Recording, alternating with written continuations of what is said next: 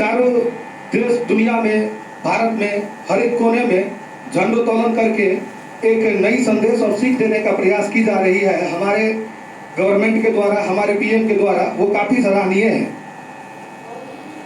और इसी के उपलक्ष्य में आज इस झंडों का कार्यक्रम का झंडोत्तोलन के लिए हम लोग भी अपने सीनियर, अपने मेंटर, अपने गुरुजन, अपने गुरुदेव को हमने आमंत्रित किया ताकि वो यहाँ आए और झंडोत्तोलन करें, और वो आए भी और झंडोत्तोलन किए।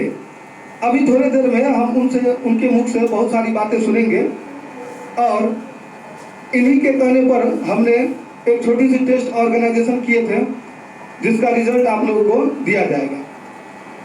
15 अगस्त को मनाने का ये मकसद नहीं था कि सिर्फ हम लोग झंडोत्तोलन कर दें और मिठाइयाँ बांट दें और सब लोग घर चले जाएं।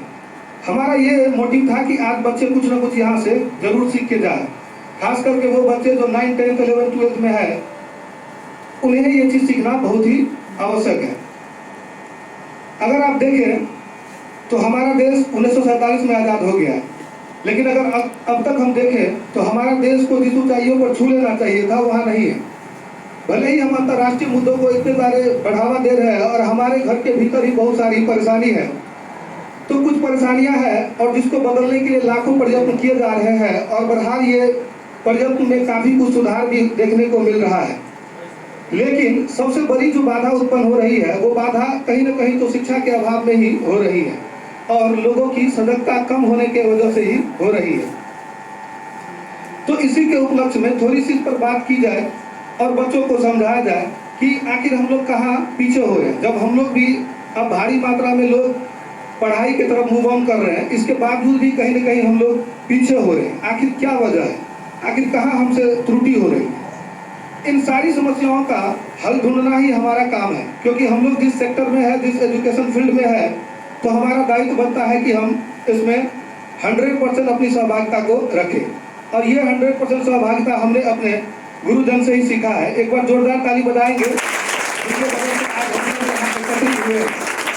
और बहुत कुछ मन में आता है करने को, बहुत कुछ मन में आता है देखने को। ये सब आपके गुरुजन का ही कमाल होता है, जब वो आपको भी उसी हिसाब से शिक्षा देते हैं, आपको भी उसी हिसाब से उस लायक बनाने का प्रयास करते हैं, तो वही चीज कहीं ना कहीं आपके ध्यान में भी बैठ जाती है। अगर हम देखें देश की आज़ादी के इतने वर्ष होने के बावजूद भी अगर थोड़ी सी पीछे अगर हम चल रहे हैं, तो कहीं ना कहीं एक चीज की कमी आ रही है। वो ये है कि नारियों की शिक्षा में थोड़ी सी कमी आ रही है। हालांकि नारी भारी मात्रा में भी पढ़ने के लिए जा रही है, लेकिन वो हायर एजुकेशन नहीं प्राप्त कर रही है। कहीं ना कहीं उसके बाद उन्हें मूव ऑन होना पड़ रहा है, क्योंकि अगर अकेले पुरुष इस स्वतंत्रता दिवस को और आज़ादी के इतने वर्ष हो जाने के बावजूद अगर वो विकास कर पाता तो इतना दिन कर दिया होता।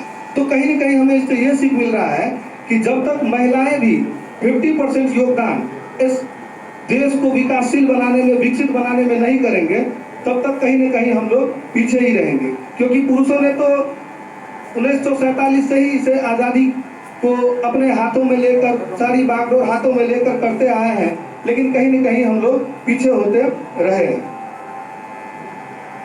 और इसी आज़ादी के अवसर पर हम आप लोगों को एक छोटी सी कविता